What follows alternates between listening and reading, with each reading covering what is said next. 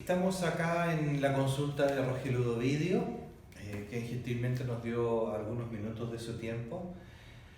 Rogelio es el autor de este libro, Del cuerpo al espíritu, del cual la primera vez que yo lo conocí en la primera versión quedé fascinado por el libro, la verdad, porque es una buena síntesis de mucha información que vamos a detallar en esta entrevista. Pero antes de eso me gustaría entonces presentar y que él se autopresente. ¿Quién es Rogelio? Dale. Bueno, yo me recibí de médico, después hice mi residencia en clínica médica pediátrica de 4 años y después me fui a otro hospital donde hacían vías respiratorias infantiles. Ahí hice neumología infantil varios años y tratábamos niños asmáticos, paciente crónico. Y entonces traté de formar un equipo, porque yo decía, ¿cómo puede ser que estemos tratando un niño con una enfermedad crónica y que no lo veamos como un equipo? Entonces fui a buscar a la gente de clínica médica pediátrica, de nutrición infantil, de psicopatología infantil, y no pude formar ni una reunión, ni una reunión pude formar. Entonces eso fue el motor que me dijo, bueno, el equipo voy a ser yo. Y me puse a estudiar. Entonces lo primero que hice fue estudiar psicoterapia gestáltica, que es una corriente de psicoterapia de los años 70, bastante más moderna que el psicoanálisis. En el interín recuperé mi visión. Yo tenía un astigmatismo miópico severo y entonces había un médico aquí que recuperaba, en Buenos Aires, que recuperaba visión con ejercicios con los ojos. Lo fui a ver y trabajé con él 6 meses haciendo 2 horas diarias de ejercicios con los ojos. Él me ponía agujas de acupuntura y yo sentía calor entre aguja y aguja y digo esto. Así que al año siguiente hice un posgrado sobre medicina china y acupuntura. Después de eso estudié homeopatía unicista. Yo ya era terapeuta floral, después estudié homeopatía unicista y después estudié un posgrado en psicoterapia cognitivo-conductual.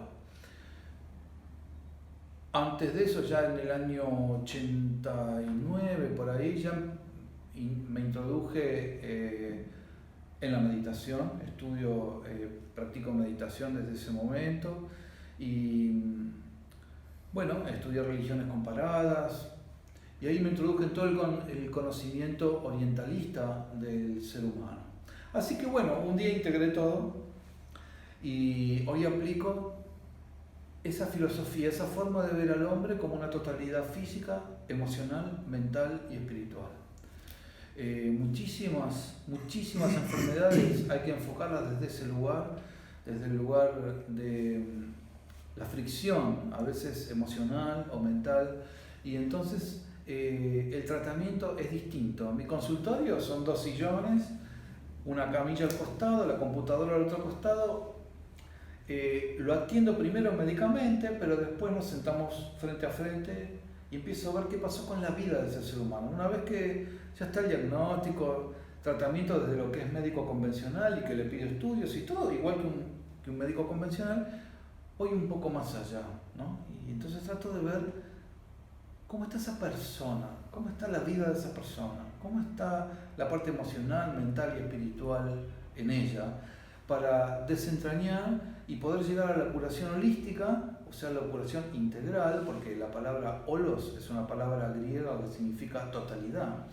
Por lo tanto, es imposible curar el cuerpo solo. Por ejemplo, si una persona se traga la cólera, esa persona por ahí tiene una gastritis. Yo no puedo tratar una gastritis, y si se sigue tragando la cólera, esa persona se va a volver a enfermar y va a volver, y en 20 años por ahí termina con un cáncer. Vas a tapar síntomas por un tiempo, digamos. Absolutamente. ¿Cómo identificas tú esta fricción que hablaste antes entre el alma y la personalidad, o sus vehículos, sus cuerpos, sus distintos componentes? ¿Cómo identificas tú esa parte? Bueno, lo primero, identifico a la persona. Hay 8 grados de evolución espiritual y entonces lo primero la coloco en alguno de esos 8 grados. Y después empiezo a preguntar, por ejemplo, ¿cuándo se enfermó? Porque En las enfermedades que no son cáncer, normalmente hay que investigar desde el momento de la aparición de la enfermedad hasta 6 meses para atrás alguna cosa que haya pasado en la vida de esa persona que haya funcionado como un gatillo para disparar la enfermedad. ¿Eso tiene que ver con la nueva medicina germánica de Hammett, muy parecido? Tiene que ver, pero también tiene que ver con otras cosas. Por ejemplo, la epigenética es una ciencia muy moderna. Cuando yo estudié, no existía la epigenética, existía el determinismo genético. Decía, vos tenés un gen, ese gen se va a expresar y va a generar determinada cosa. Sí. Ok, hoy se sabe que no es así y se sabe que por encima de la expresión genética hay factores mentales, emocionales, ambientales, nutricionales que pueden permitir o no la expresión de determinados genes. Entonces, 2 hermanos gemelos idénticos con sus cromosomas dispuestos para padecer diabetes. Por ahí uno la padece y otro no. Entonces, ¿cómo puede ser? Desde el punto de vista médico es imposible. Sin embargo, la epigenética lo dice, debe haber pasado en la vida del que padeció diabetes algún episodio que haya disparado la expresión de ese gen para el cual estaba predispuesto. En mi libro yo pongo que el hilo, hay una frase que dice, el hilo se corta por lo más fino, ¿correcto? Bien, ahora, se corta por lo más fino si yo tiro del hilo. Sí. Si yo no tiro del hilo, no se corta nunca. Claro. Bien, entonces, lo que busco es ese, busco el disparador, alguna zona de fricción que haya. Bueno, hace 30 años que soy terapeuta, o sea que empieza a buscar por ahí. La primera ley de curación espiritual, que es una antiquísima enseñanza que se custodia en el Tíbet, hay 10 leyes y 10 reglas. La primera ley de curación espiritual dice: toda enfermedad es producto de la inhibición de la vida del alma. Nosotros, cuerpo, emoción y mente, o sea, la personalidad, debería ser un instrumento para la expresión de nuestra propia alma. Eso tiene me recuerda mucho las palabras del Dr. Bach, ¿no? En el libro. Absolutamente. Usted mismo. ¿Cómo llegaste? ¿Es exactamente lo mismo o es algo distinto? Es exactamente lo mismo.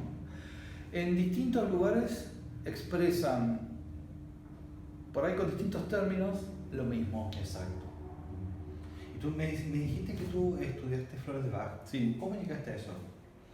Bueno, porque estaba buscando curaciones más inofensivas, más blandas que la medicina convencional. La medicina convencional está buena para un montón de cosas. No, yo no reniego a la medicina convencional. Ahora, hay formas terapéuticas que trabajan desde otro plano y que por ahí consiguen lo mismo sin necesidad de usar un químico. Porque la medicina convencional trabaja en un plano químico, o sea, en el plano físico. El siguiente cuerpo que le sigue al cuerpo físico es el cuerpo etérico, que es un cuerpo energético completamente.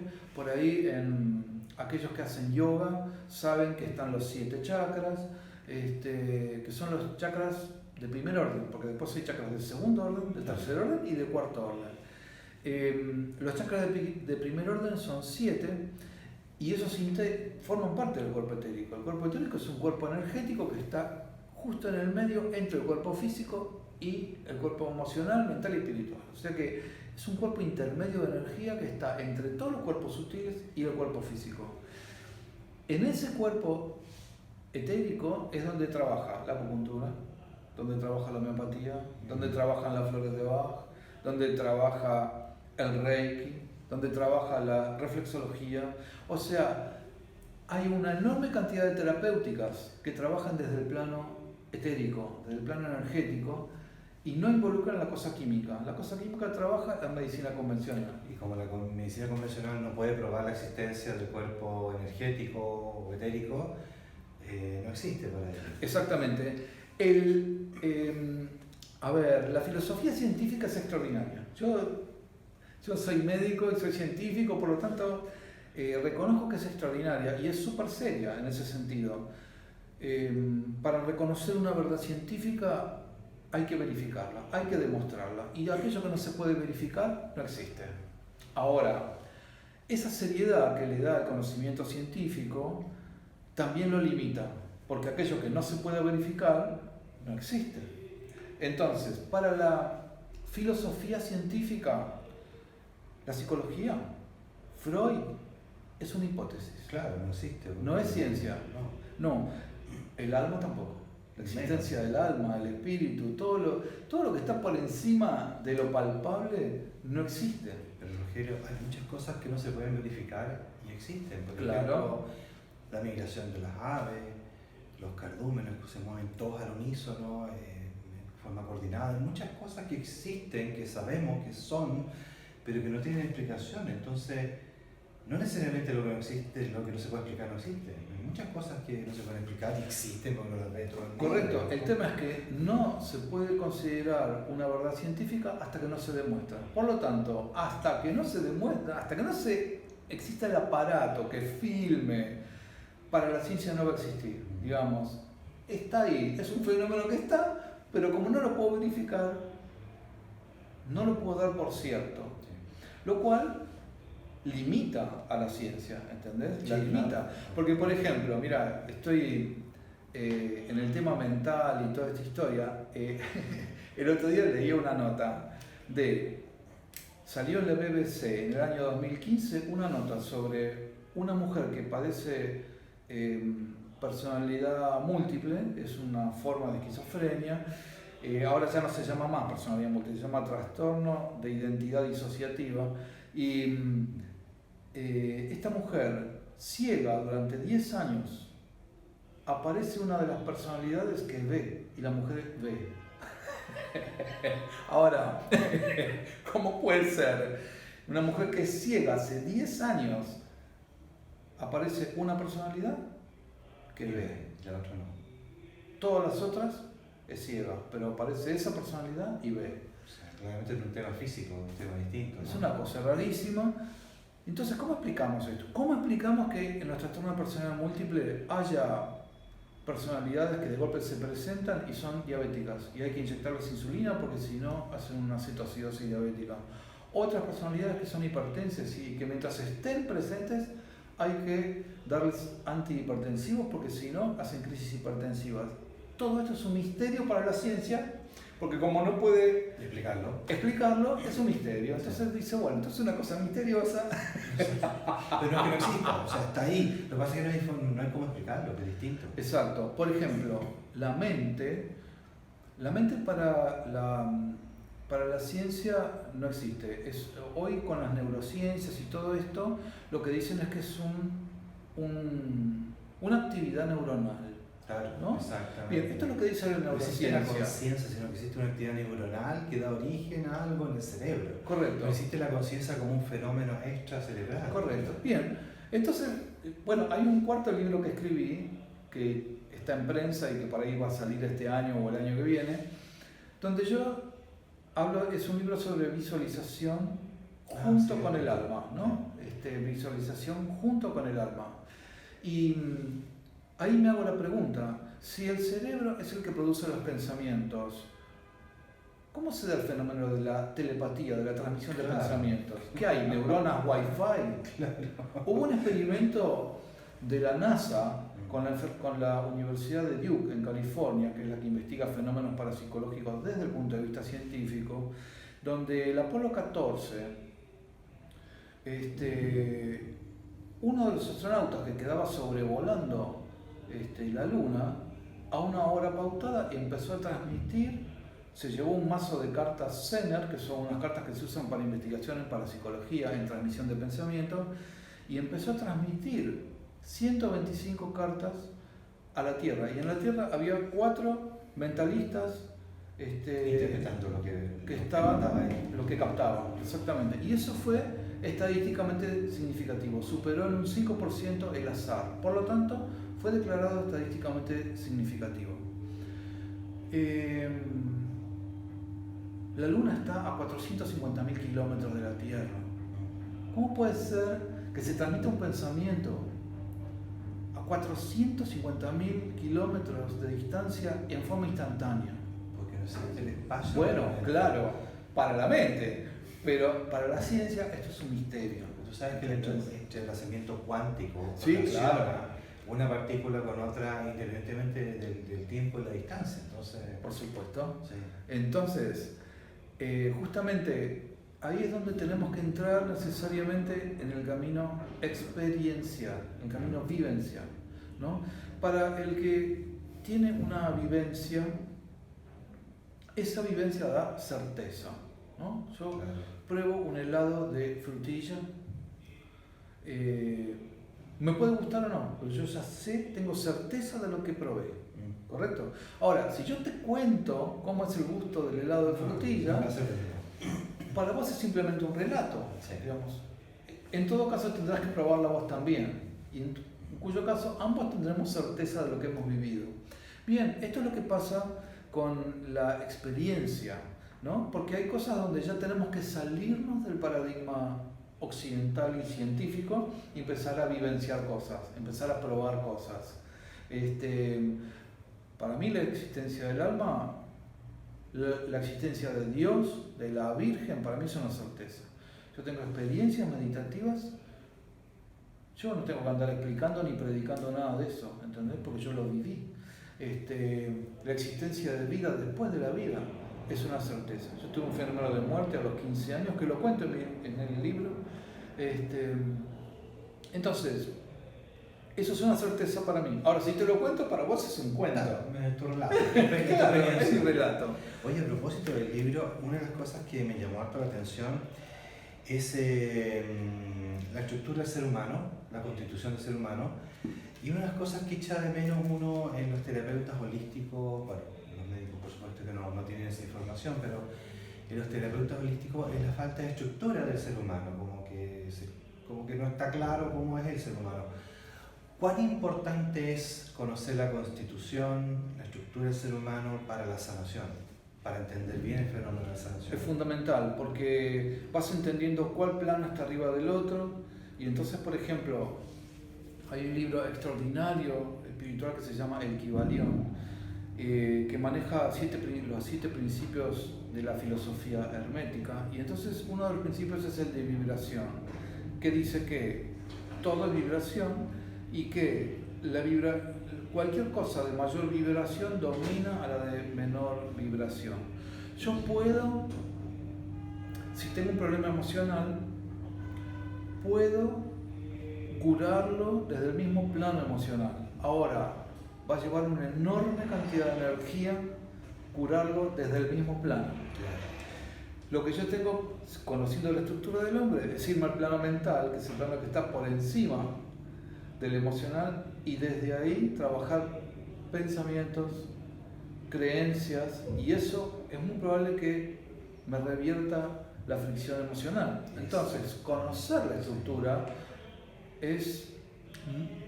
ordena mucho. Ese es el punto. Exacto. Que ordena ordenante, mucho. Es ordenante. Claro, sí, es ordenante. Sí. ¿Conoces a Jorge Carvajal, de la sintergética? Sí, claro. Bueno, es casi lo que él hace, ¿no? Claro. La sanación manual etérica. Sí. Es eso. Sí, señor. Entonces, bueno, cada paciente es un desafío. La verdad que cuando uno se enfoca desde este lugar, cada paciente es un desafío. No se puede, porque incluso, además, mira, esto de conocer distintos cuerpos hace que vos puedas iniciar la curación desde cualquier cuerpo. En mi segundo libro, que es un libro sobre transformación personal en base al conocimiento del yoga mental y de psicoterapia occidental, que es una síntesis, cuento un caso de un paciente que tenía, que era un extremista. Entonces me decía: Rogelio, o no tomo nada de alcohol o me tomo una botella de whisky por día. O hago ayuno o me como 14 bifes en un almuerzo. Yo tengo que encontrar equilibrio. Punto medio del Buda. No puedo vivir sin equilibrio. Estoy yendo de un extremo al otro. Le digo, ¿vos querés hacer equilibrio? Sí. ¿Y harías cualquier cosa que yo te diga? Sí, claro. Entonces llamé, yo tengo otros pacientes que tienen una escuela de circo. Y entonces le digo, vas a ir a esa escuela a hacer equilibrio físico. ¿Entendés? Vas a trabajar tu equilibrio desde el plano físico. Entonces fue a la escuela de circo, trabajó 1 año y medio, aprendió a caminar en la cuerda floja, aprendió el monociclo, a andar en monociclo, ¿no? Que es esa ruedita sola con un asiento de bicicleta, aprendió a manejar malabarismo y todo esto, y se empezó a equilibrar físicamente. Pero eso influyó sobre lo emocional y sobre lo mental. Entonces, 1 año y medio estuvo en la escuela de circo. Y no necesité hacer psicoterapia con él, porque se fue ordenando, se fue equilibrando desde ese lugar. También podría haberle enseñado una respiración hindú. Hay respiraciones hindúes que sirven para equilibrar y que son las que se usan para antes de meditar. Pero en este caso no fue necesario. Trabajé desde el cuerpo físico y ordené todo el resto. ¿Entendés? Entonces, por eso te decía, es un trabajo artesanal. Hay que ir buscando en cada uno qué es lo que más le gusta, qué es lo que... Y ahí, por ahí hay que ir entrando. Oye, Rogelio, esta edición nueva que dice que es revisada. Sí. ¿Qué está más gordo? Sí. El otro es más delgado. ¿Qué novedades tiene con la edición original del 95? Bueno, del 2018, sí, ¿no? claro. Bueno, ordené más la estructura del cuerpo del ser humano. Agregué información de los chakras, agregué información en el capítulo de la muerte, le fui agregando cosas, porque imagínate, pasaron, desde que se escribió el libro hasta que lo revisé, pasaron 23 años. Entonces pasó mucho tiempo y mucha experiencia, entonces le fui agregando cosas, ¿no? Agregué en el capítulo de la muerte varias cosas. Está más ordenado que el primero, ¿no? Yo siempre digo a mis alumnos, y la gracia de este libro es que lo escribió un doctor, por lo tanto es súper ordenado. Claro. Entonces me dice que es más ordenado. Sí, es más ordenado.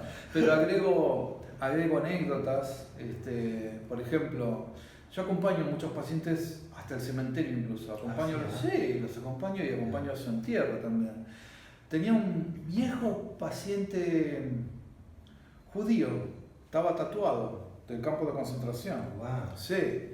Abuelo de una nenita, de una chiquitita, que fue la paciente más chica que yo traté en cáncer, que tenía 7 años en ese momento, tenía un osteosarcoma de fémur, que es un cáncer maligno de hueso muy terrible en los niños, es un cáncer de niños y adolescentes.